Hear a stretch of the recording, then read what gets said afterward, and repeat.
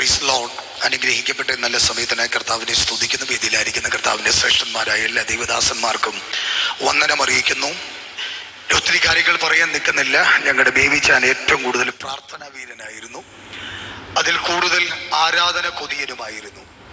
ഞാൻ ഏറ്റവും കൂടുതൽ കണ്ടിട്ടുള്ളത് തൻ്റെ പ്രാർത്ഥനയെ കണ്ണുനീരോടുള്ള പ്രാർത്ഥന ഞാൻ കണ്ടിട്ടുണ്ട്. മണിക്കൂറുകൾ അന്യഭാഷയിൽ പ്രാർത്ഥിക്കുന്ന ഒരു ദൈവമനുഷ്യനായിരുന്നു. തൻ്റെ അവസാന സമയങ്ങളിൽ, താൻ മരണത്തോടടുത്ത സമയങ്ങളിലും സുബോധത്തോടെയാണ് താൻ ദൈവരാജ്യത്തിലേക്ക് ചേർക്കപ്പെട്ടത്.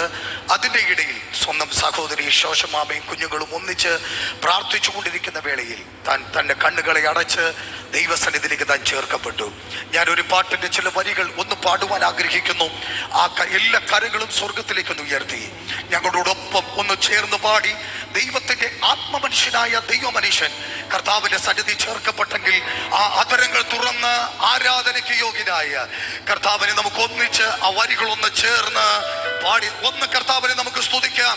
എല്ലാ അതരങ്ങളും തുറന്ന് നമ്മുടെ ദൈവമനുഷ്യനായ മനുഷ്യനെ യാത്രയയക്കാൻ തുടങ്ങുന്ന ഈ സമയത്ത് അതരങ്ങളെ തുറന്ന് ആ വരികൾ ചേർന്ന് പാടി നമ്മുടെ കർത്താവിനെ നമുക്ക് സ്തുതിക്കാം.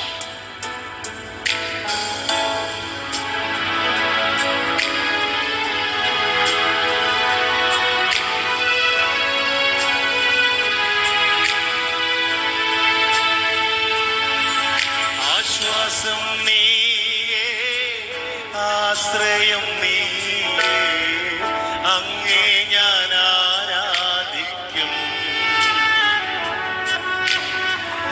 ഇമ്പവും നീയേ, ഇണയില്ല നാമമേ, അങ്ങേ ഞാൻ ആരാധിക്കും.